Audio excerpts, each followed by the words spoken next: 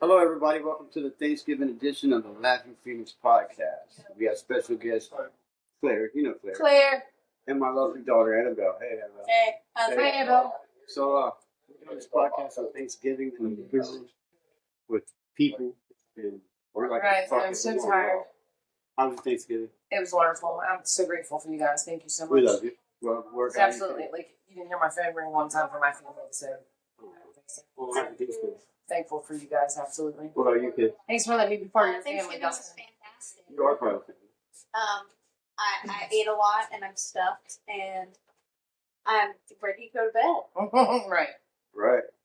I was just reading that about the Turkey in the recovery. The only blackout we got to worry about is from the turkey. Right. So, I know this is a tough time for people who are in recovery and addicts in general, because a lot of people get high and drunk on Thanksgiving. Oh, right. Yeah, it's staggering. Yeah. Statistics, yeah. Oh, really? The numbers are staggering. It's because holidays, it's hard for people to cope for holidays. Yeah, for sure. And I was talking to your mom earlier, and I can't remember Thanksgiving when I was not stoned. I was just going to say, I think this is absolutely the first real holiday that I've spent sober. Does it feel like it's weird? Well, it's weird. It's kind of weird. It wasn't Yeah. Well. Yeah. So, and I didn't drink or anything. Yeah, so you're still sober, just not good. Yeah. So, this is kind of a weird dynamic because you're not a recovering addict. No, I'm not. No, I'm not. No, but she's lived it. Yeah. Like your parents were pretty. Right. I mean, what is this guy over here? Yeah. So let me ask you, what from your dynamic, what was it like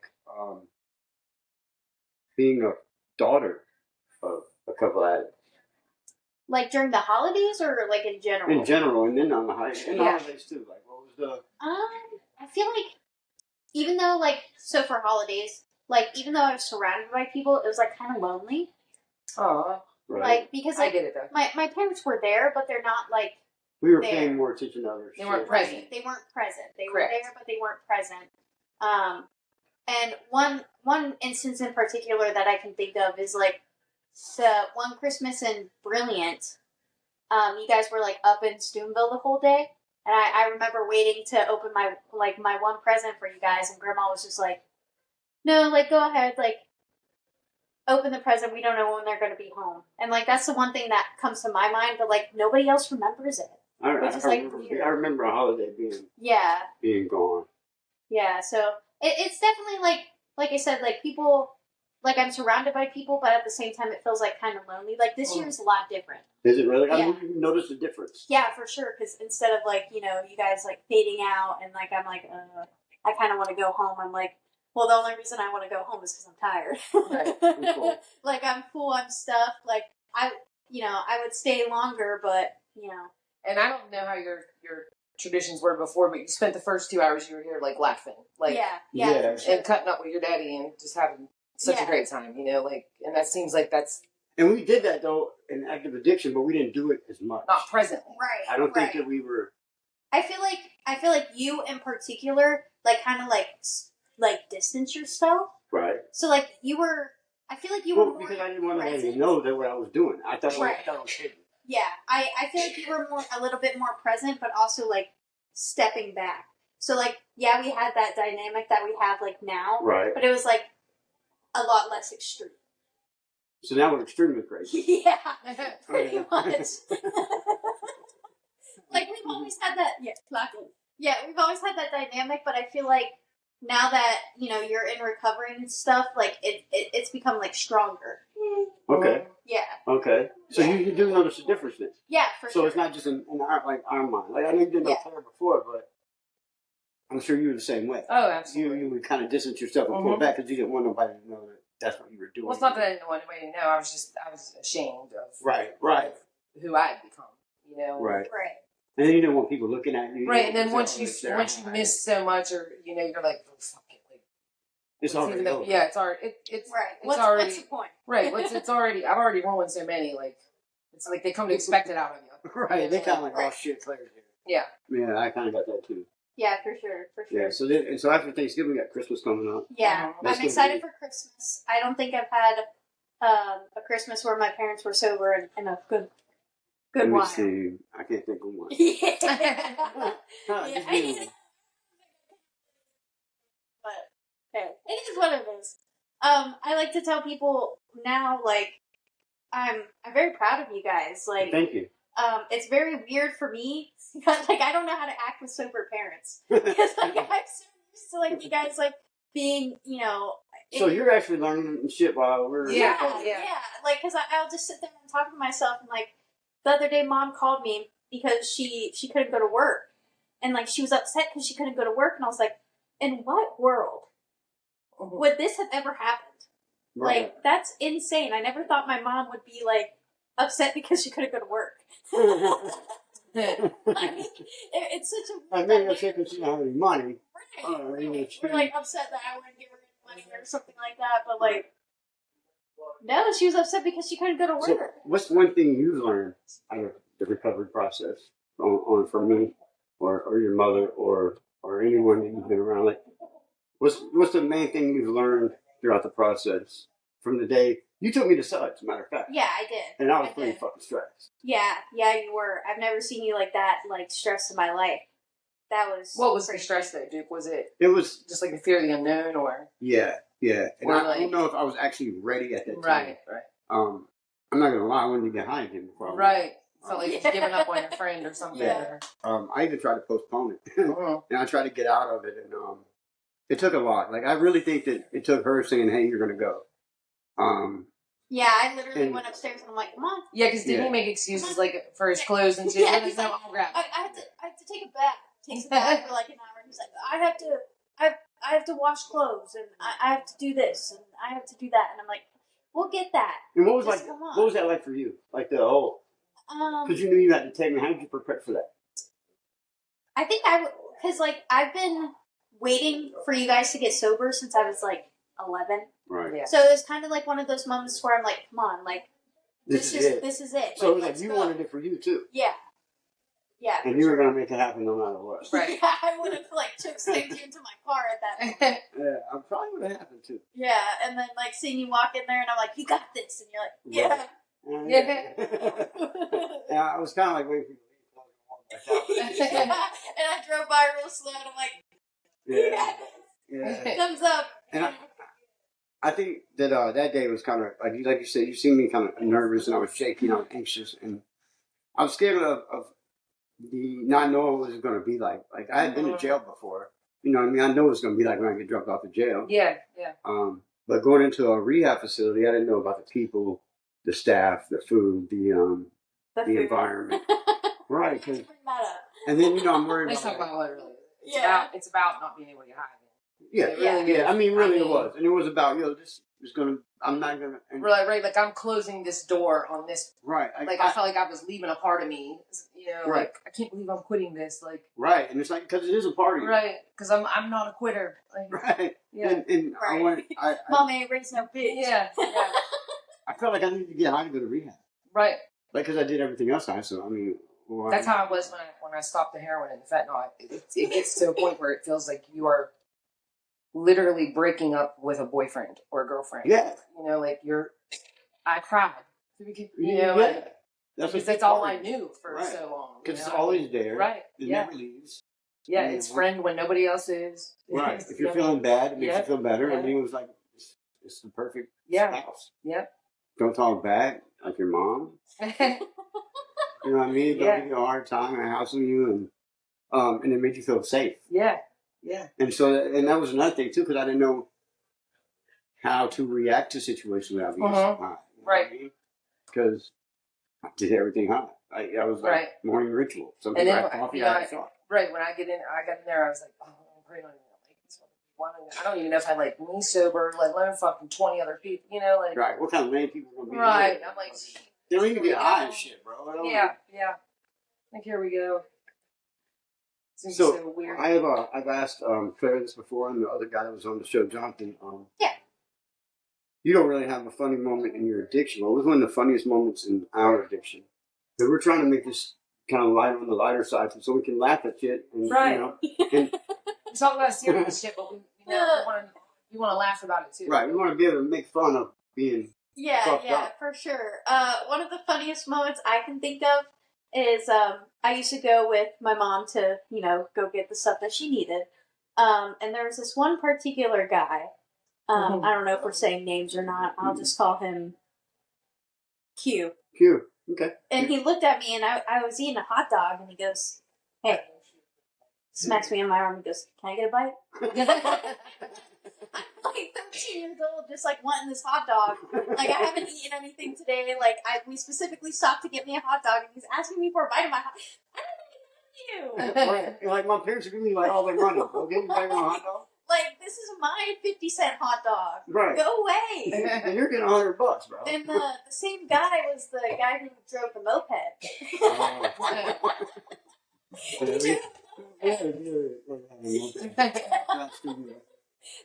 That's one thing that cracks me up. I think those memories. He's a dealer on a budget. He said, hey, can I get a bite of that? Like, who are you? Like, get away from me. Or like one time someone asked me if I was 17 and I'm like 14 years old and I'm like, what do you mean? That's not even the age of consent. Like, what are you talking about over here, my guy? Like, what's going on? Yeah. I think definitely those moments like that. Nothing else really comes to my mind when it comes to funny moments of addiction. Besides waking up with all this shit. Yeah. Yeah. Yeah. No, literally. Like, I remember a time your brother was talking about like when he woke up and we had boxes and boxes. Yeah. Like I remember, like when you guys would go scrapping. I think you guys talked about That's that what on we the can last call podcast. it. Yeah, we can call it scrapping. Yeah. Well. Yeah. Like attic picking. Yeah. Well, not attic.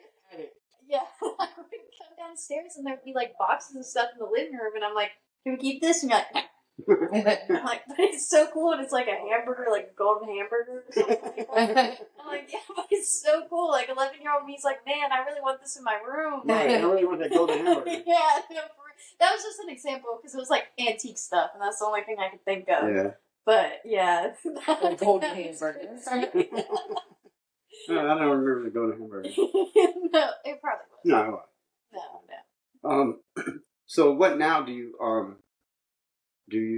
like if somebody was to come to you and ask you about us or our journey, what would be something that you would say to explain what's going on with your family? As opposed to what, like, let's go back to before we went into recovery. People would ask you about your family life, what was going on, what would be your, So, you know what I'm saying? Like, as a kid, or like younger than I am now, I'm only 20. So as a younger, I guess, adult, I wouldn't have really said anything about my family dynamic. I would be like, oh yeah, like I have a mom and dad, like yeah, I got a mom and you dad. know, my dad works in like laying floors. My mom's kind of a stay-at-home mom. Now I feel like I like telling my story, like Really? how my parents were addicts, because I think that definitely defines who you guys are and who I am as well, because it kind of shaped me into the person I am. And I think when you open up about stuff like coworkers, for example, you're probably not supposed to open up to your coworkers about that. But like if they were to ask me, I'd be like, yeah, like my parents are in recovery. You know, I kind of had a rough childhood growing up, but like that made me who I am. And, Right. you know, I'm extremely proud of my parents now. Like I never, when I was like 11 years old, like in my head, like begging for you guys to get sober, I never thought you guys would have. Really? So like seeing you guys now, like it makes me like extremely proud and like giving me Oh, thank you. Oh, yeah. So I love you too. That's cool. That's so cool. yeah, now I would definitely describe the family dynamic. And I like talking about like the stuff I grew up with. I like to joke about it. And that helps you cope. Yeah. Right? Yeah, that's all. Right. That's precisely what we're trying to do. And that's what we're doing with this podcast. I mean, that's what we think that laughter is one of the best medicines, really. I mean, it helps you heal and move on and deal with shit a lot easier. Progress. Right. If Yeah. you can laugh It about doesn't it. have to be so serious, Colin. No. And I think, you know, just as an outsider looking in, I think that you kids, both of you kids are phenomenal kids. I will say I got very lucky. Like, Yeah, I don't know. like you guys both are. Honestly, I don't know how we even kept you guys in some of the situations. I say the same thing because Like- people will be like, "Yeah, CPS was in my childhood," ha ha ha, and I'm like, They weren't in mine, but they probably should have been. Like we were the family that they were supposed to come to. Me and Dustin were like very good about like we didn't really talk about it because like you know when you're in that situation, it's kind of like, do I want to say anything? Right. Like I never want like pity. Right. I hate when people pity me, whether it's like you know. That's interesting. I grew up in a rough childhood, or because I have like type 1 diabetes or something. Like don't pity me. Like it made me who I am now. Right. Like, Celebrate what I am now. I'm such a cool person because of that stuff. Like that's what I tell people. I mean, that may be true. That may be like one of the things, you know what I mean? Yeah, because you learn how to cope with it. I tend to trauma dump on people. Like I'll just be like, yeah, this happened in the span of 5 years, and they're like, oh shit. And I'm like, tell me about it. That's why I'm so awesome. Like, why aren't you laughing? Right. Like it's and I don't think what it is. I don't think you guys get enough credit for how strong you were through all that. Yeah. Because you guys were like we didn't start doing really drugs until you guys were in school. Yeah. I mean, we smoked pot and stuff like that, but it got bad when you guys were like in the elementary school, middle school. Yeah, it was me more so. I think like middle school when I kind of picked up on everything that was going on, and like I don't know, like it was just like it was just something I didn't talk about. Right. And what when you were that age, what would be going through your mind? Like, oh fuck, here they go again. Or, yeah, it was kind of like a what the fuck, like what the fuck is going on? Right. Like what is happening right now? Right. And like I would go to like other people's houses, and I'm like, my house is not like this. There's something missing here. Right? Yeah, like where's the people They got apples and oranges. There's nobody fading here. Yeah, right. Like something's wrong. There's here. carbon monoxide in my house. Right. Like, You guys have cockroaches. We have blunt roaches. Yeah. I mean, we probably had the cockroaches. Yeah, we probably have. That's true. That's true. There's no roaches here. Wow. Something's weird. Yeah, no, literally. How come your parents aren't like faded? Literally. You know what I mean? Like, Yeah. It was kind of like, this is like... why do your parents come out of the bathroom? Yeah. Which brings me to like I used to have like the why me mentality. Okay. Like, why do I have to go through this stuff? But like now I'm like, it is what it is. Right.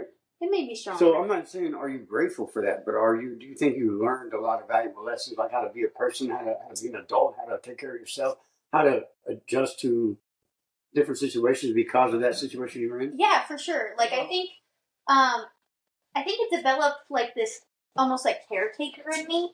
Okay. So like an example I can think of is like one time I was working the drive-thru and somebody goes, well, somebody's like asleep in the drive, like they're not responding. So like my immediate thought is, oh, I have to run outside. I have to check if they're like breathing. Like no, that's something you have to worry about. Right. Like that, my mind instantly goes to, oh, what if it's an OD? Like we have to go save them. Right. Like, so I think it definitely like made me like a caretaker because I'm constantly like wanting to people please and like take care of people. Because you having to grow up in this, you had to learn a lot about addiction early.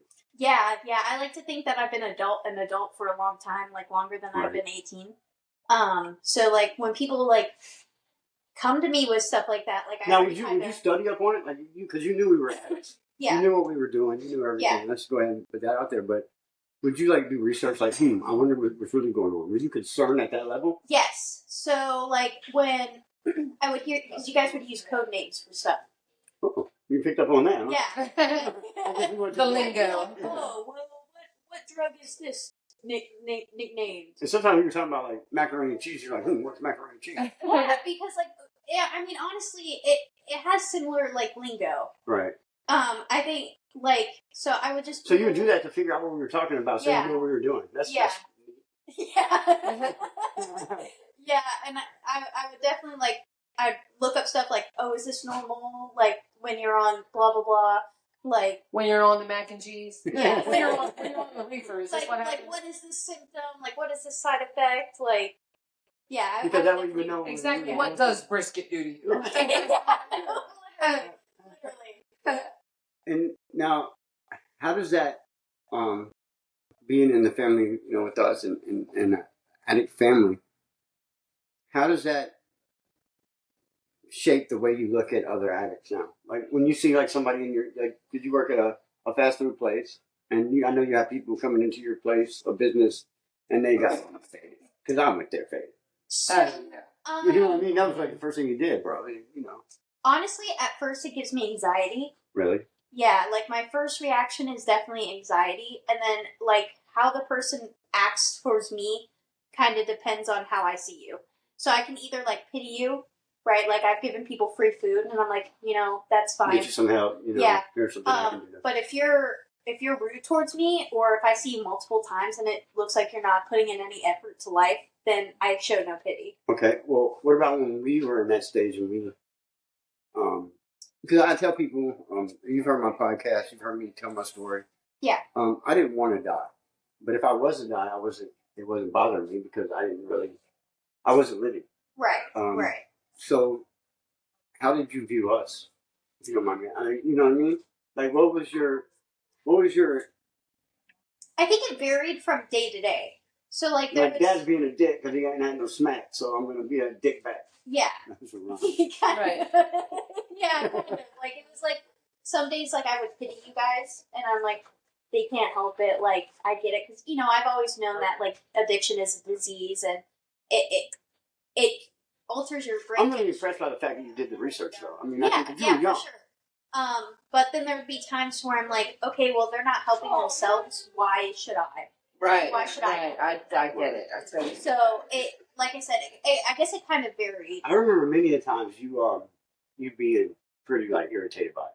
Yeah, for sure. It was kind of like especially like if I was asked to like when I first started working, when I was asked to like give money, that I'd be like, what the fuck? Like I work hard. Like for what this. gives you the right to ask me? Right, like I hate the well, I brought you into this world. Yeah.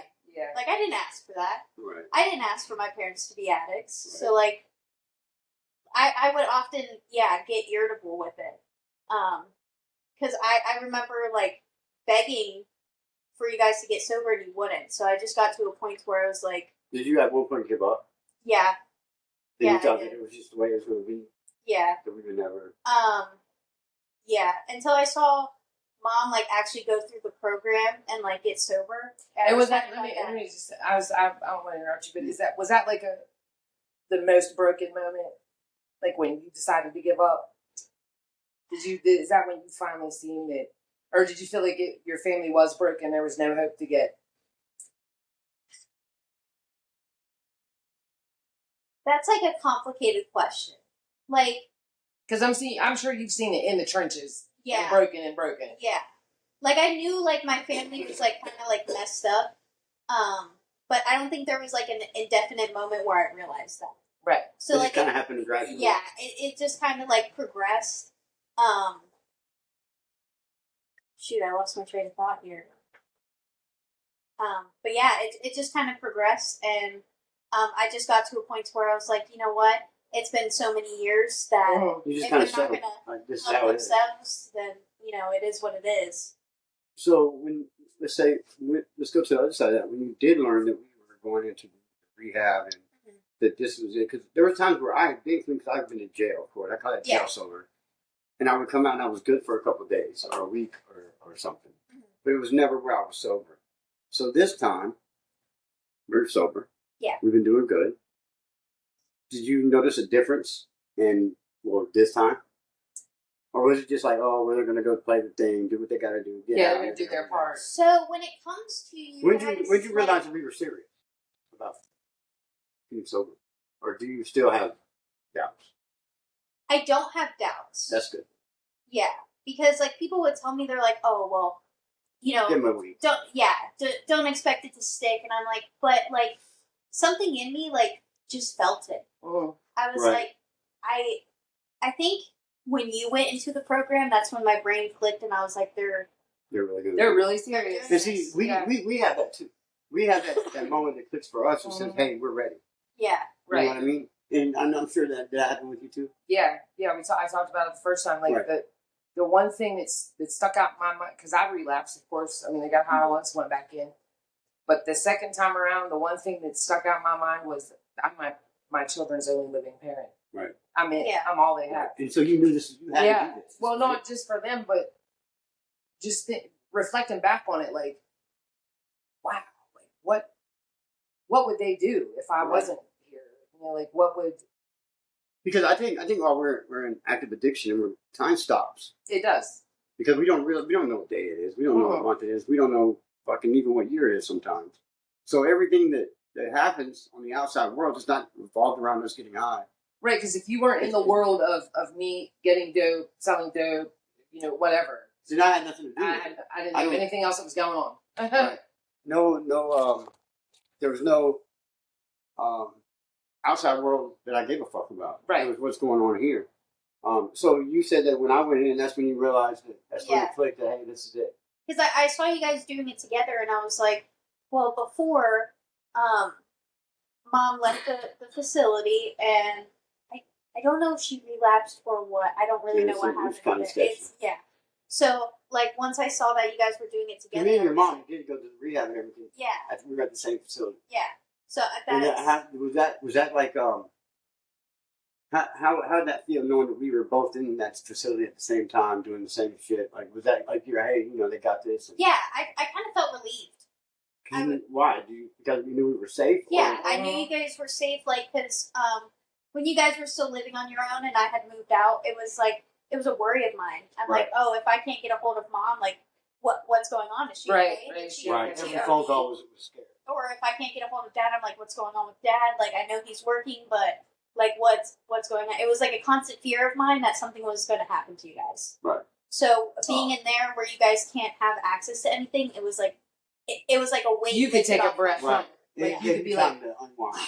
Yeah. You know, like, it was like they're doing this program. Yeah. They're getting clean. Like, I don't have to worry about my next phone call being, oh, your parents passed away. Right. Now, did that allow you time to relax and reflect on everything? Like when we went in and we were doing our thing, what was the first thing you did to soak it all in, to process? I'm a thinker. I'm honestly an overthinker. Right. So I imagine, like, I can't really remember, but I imagine that I just sat and I thought about it. Of course, like, life was going on, you know, still going on for me. So right.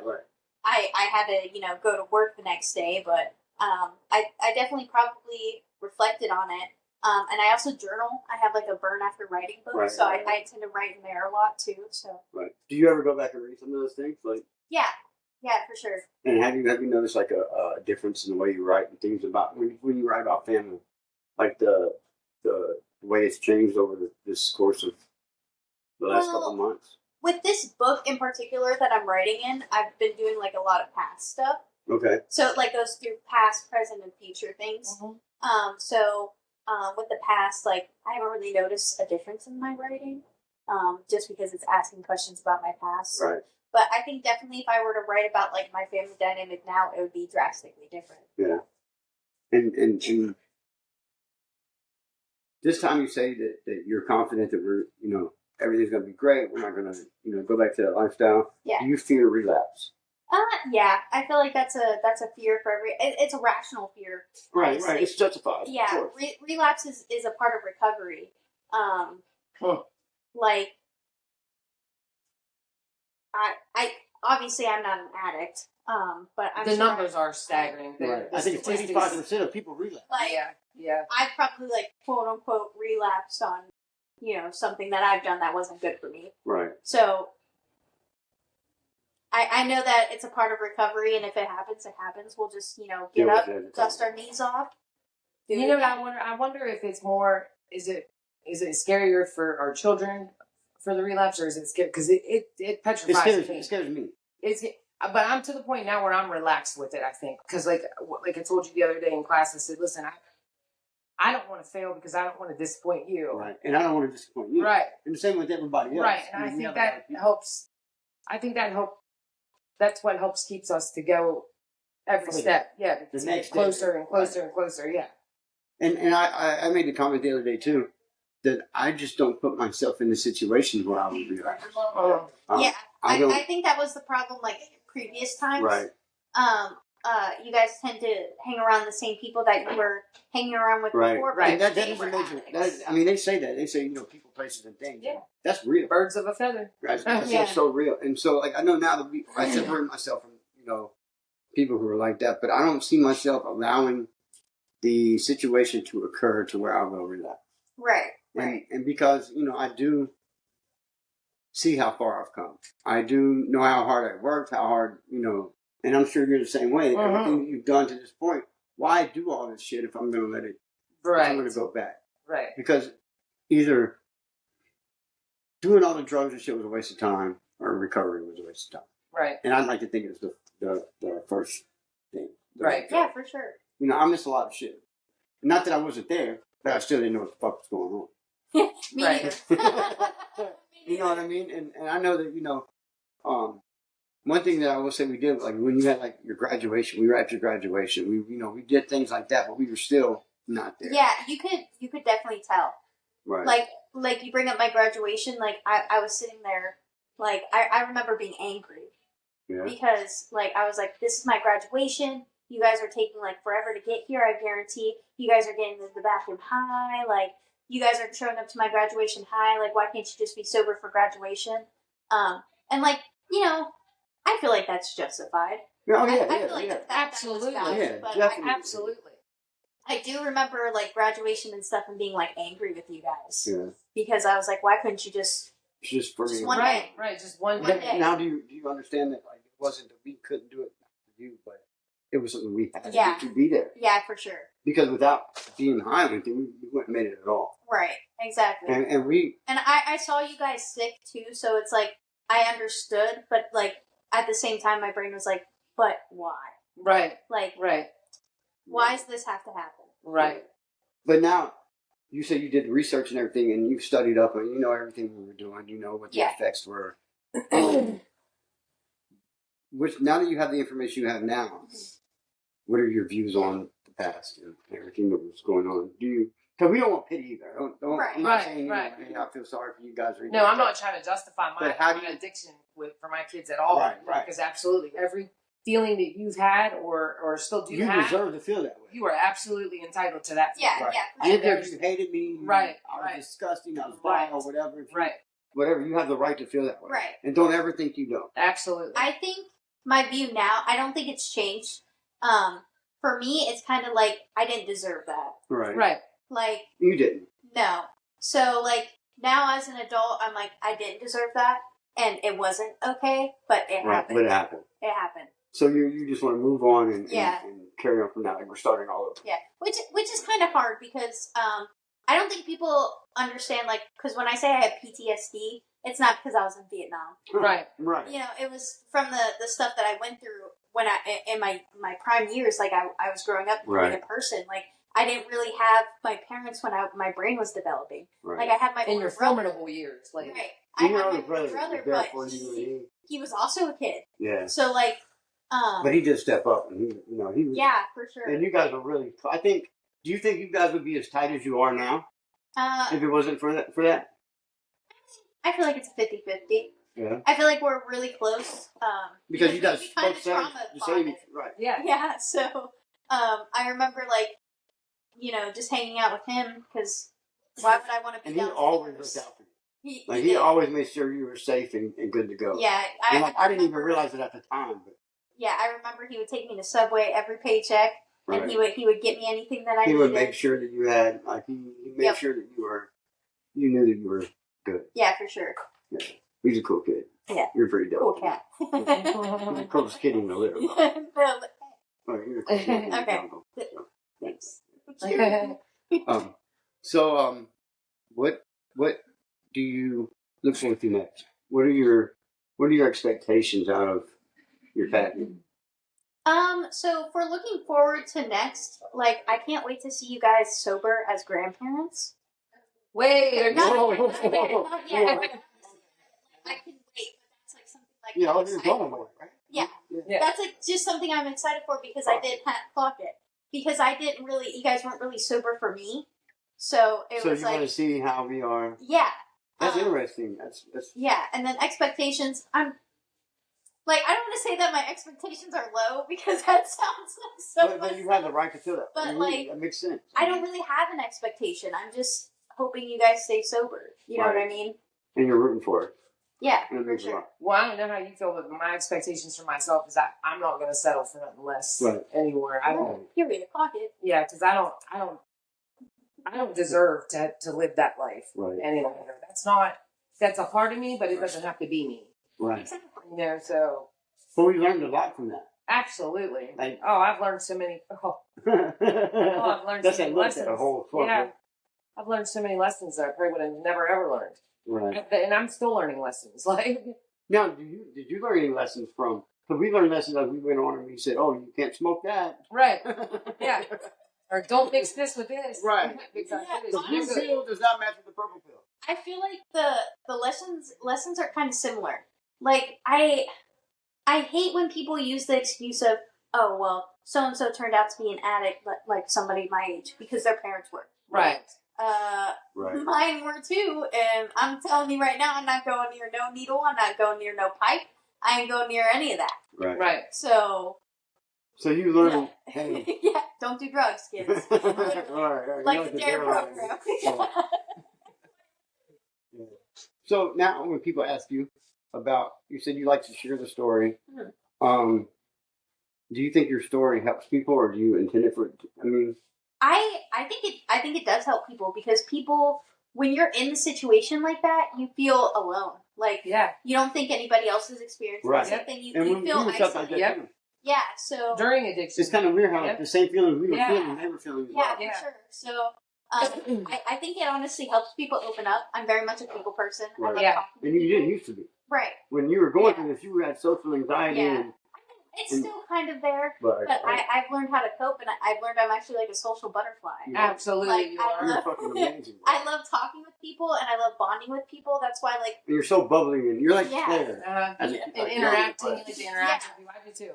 Yeah. It kind of lines up with my job now. That's why, like, people at work, like, they come to me about things, and I'm like, yeah, like for example, the kid at work, right. Call him A. We're gonna call him A. Yeah.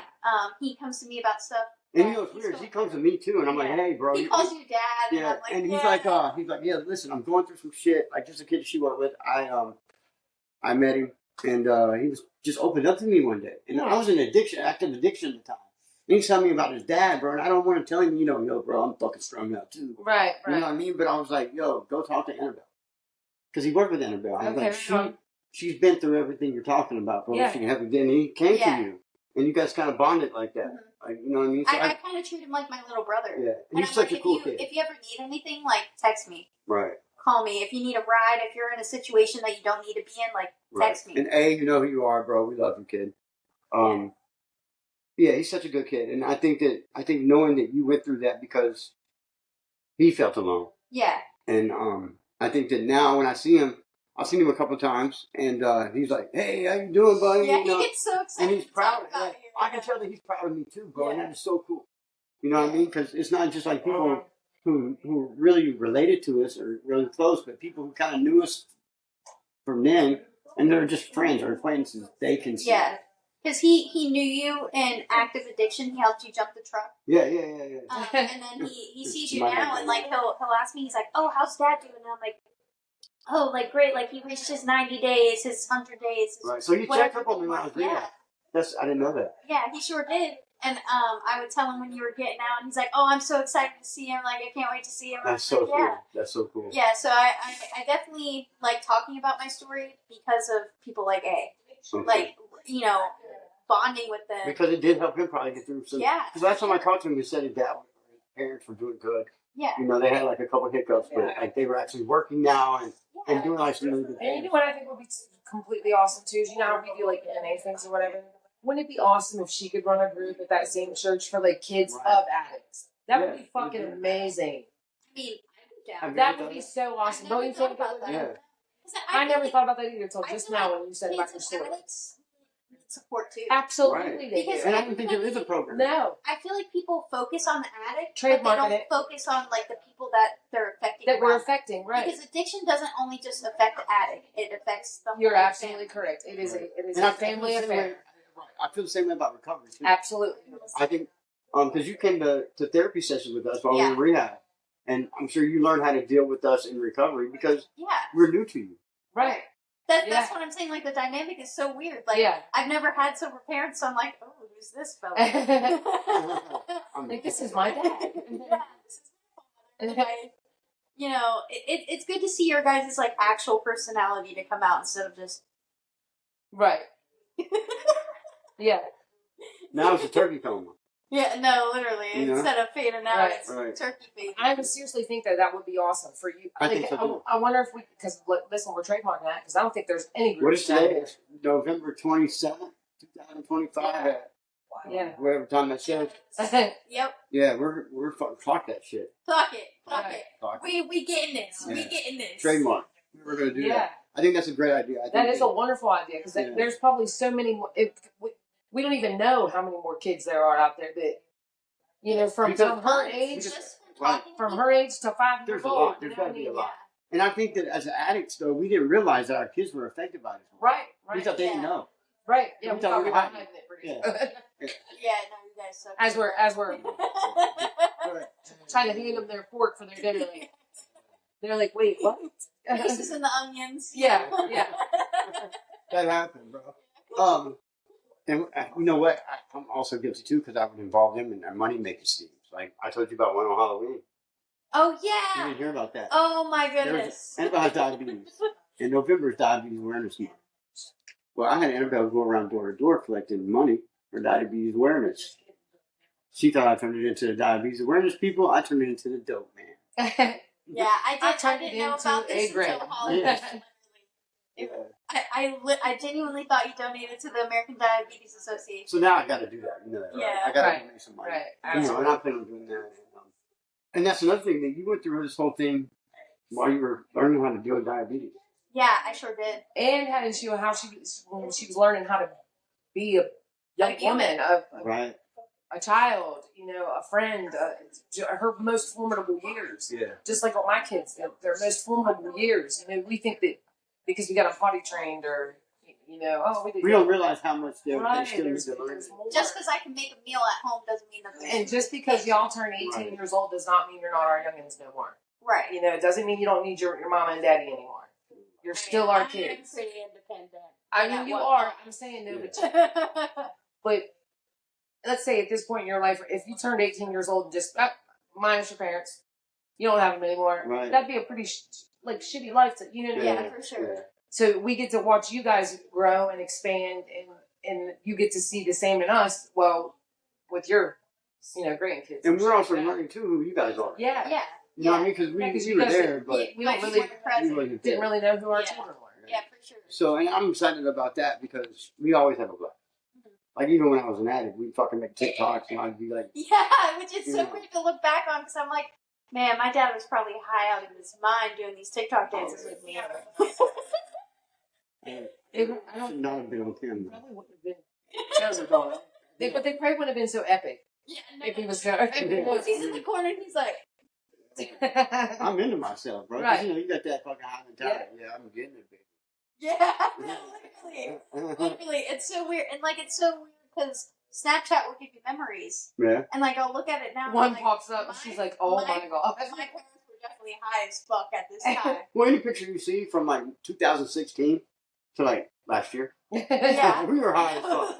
Literally, like I'll look at videos and I'm like, "Oh my god!" Like. Because at the moment, like, I knew you guys were, like, doing drugs, but, like, sometimes I couldn't tell. But now, like, growing up with it, I know. Right. So looking at those videos, I'm like, oh.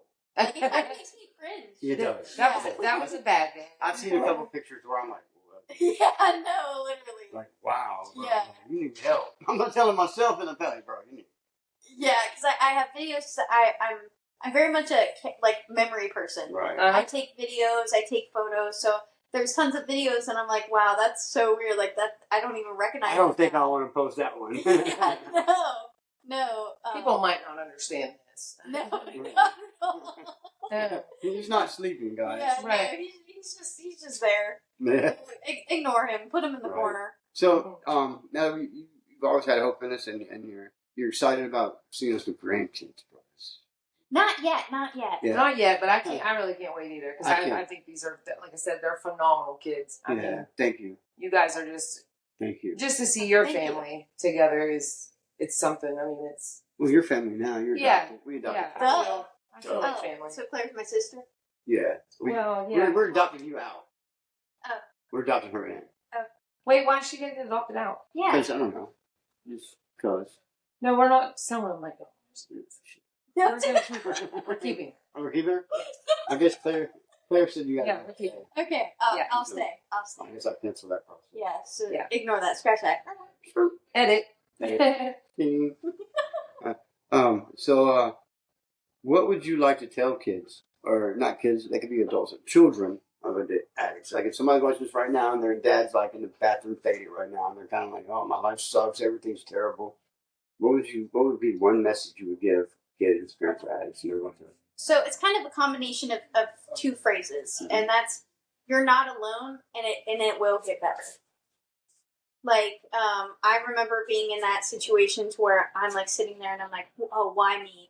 Like, why is this happening right now? Like, nobody else has to deal with it. And in reality, like, hundreds, thousands of people deal with the same thing, and you're not alone, and it's not your fault. Main thing. Yeah, it's Main not your thing. fault. I think. Did you ever feel like that way? That like it was something you did?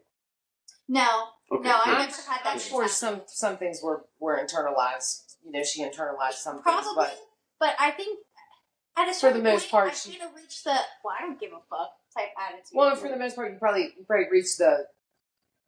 Once you educated yourself, you probably reached the fact that, well, this is addiction. This is addiction at its finest. You know. Yeah. I mean, Right. Yeah, like I said previously, I was kind of angry about it. right. So I never blamed myself. Well, it was that's more good of to know. me blaming you guys. Right. Yeah. I mean, Not I to put get it it. that way, but to put No, it that no, way. that's real. Right. I mean, Yeah. that's real. Yeah. Yeah, that's where it's kind of hard to swallow, huh? Yeah. Yeah. But, Sorry. you know, I'm glad. Though, Right, you know what I mean? right. And really, Right. to be honest with you, this is the first time we've ever really talked about this. Right. You know what I mean? And, Yeah. right? And we're doing it in front of like 36 people. Hey, 36 is better than 0. Right. Yeah. And that's another thing, you know, Right. I got 36 downloads on the first 2 podcasts, so we're kind of still new to this. Right. And thanks for everybody for watching. This means a lot to me. And Claire, my family, and everybody's in this journey. And yeah, so that's I thank you. Thank you. Really, thank you. You're awesome. I think I did an alright job somehow. I think you did an awesome job. Right. Absolutely. I agree. And I love you two together. You guys are like Absolutely. fucking the same. Right. You guys are so We're awesome. like three pizzas and pod. We are. Yeah, we're not 2 though. We're 3. 3. Yeah. It's not even 4. We're 3, not 4, not 2. Three of them. 3 of them. 3. Three of them. And thank you again for being on the podcast. Absolutely. You know I love you. Thanks. Thank you for Absolutely. being Thanksgiving and being part of the family. Yep. I had a And, wonderful time. Thank you. Thank It you. was good food. And thank you again. I love all the thanks. 'Cause it's I know, Thanksgiving. it's Thanksgiving. Yeah. So Right. you got to thank everything. Thank Yeah. you, podcast people, for. What's it, you want to do for the listening. 10 things that you're grateful for? Yeah, real quick. 10 things you're grateful for on Thanksgiving. Well, we'll do it collectively together. Okay. We'll do Number 10. 1. Number 1, Coke Zero. Coke Zero. Okay. All right, number 2, my sobriety, hands down. Hands down. Hands down. Number 3, Jordans. All right. Because they make my feet feel good. You know what? I like that. I like that. Number 4, fuzzy blankets. Oh, Absolutely. good. Yes. Absolutely. Yes. Number 5, I'd have to say that alligator thing. Oh, yeah. Cool. Yes. Yeah. Yeah. Number 6 would be the little stuff they put in beef jerky so it don't go stale before you buy it. You know that little packet? Yeah. I think it's very crucial. Yeah. You Right. need that. Absolutely. Yes. What number are we on? You're on 7. 7. Those flosser things for your teeth. Yep. Oh, I love Can't those live without them. things. Yeah. Oh. Can't live without them. Number 8, I'd have to say number 8, Mountain Dew. Yes. I like it. Hands down, Mountain Dew. Yeah. Gotta have that. Number 9 would be the easy tear out tags on the back of t-shirts. Yeah. You know what I mean? Because before you would rip them out and Rip like, the little tiny hole. Yeah. Now you can just rip them out. And Yeah. Yeah. So thank you guys. We ever did that. Number 10, guys. What would be number 10? I feel like the pop tabs on the pool tabs on like canned goods. Oh, so you don't have to use that? Yes. That's a good one. You're number 10. Because you can't because you can't fit them up underneath the canopers. And Yeah. stuff like that. So Right. your number 10 would be. My number 10 would be. I don't know really. My number 10. My number 10 would be. I'm grateful for Clementine and her one eyeball. Yes. Because she is Yes. she just is She's a amazing. cool-ass cat. Right. She's amazing with just one eyeball. We have Even a though cat she's with one not eye. whole. You she's need whole to there. meet Milo because he's. Because he only has 3 legs. Yeah, so we collectively have Exactly what was one going on in your house where you have cats with one eye, cats with 3 legs. I don't understand. Were you like a lot? What's going on? The life of were my you head. like teleporting to different parts? I may have made some Yeah. kind of I was taking shit apart and Yeah. putting it together. You know what I mean? Yeah. Yeah. And, you know, first. Weird science. Weird science kind of shit. Oh my god! I know it's wrong. I like to think that he dropped it in the fire. Yeah. Like, when You're the like, house burned shit, down, and he you just kind of dropped push it to the it. side. Most main thing I'm grateful, guys, for you guys. Absolutely. Yeah, for sure. And my family, you included. And all you guys. Thanks for being here again. I said it again. Thanks. All right, guys. Laughing Phoenix Podcast, episode 3. Thanks for all the downloads and thanks for watching. We love you.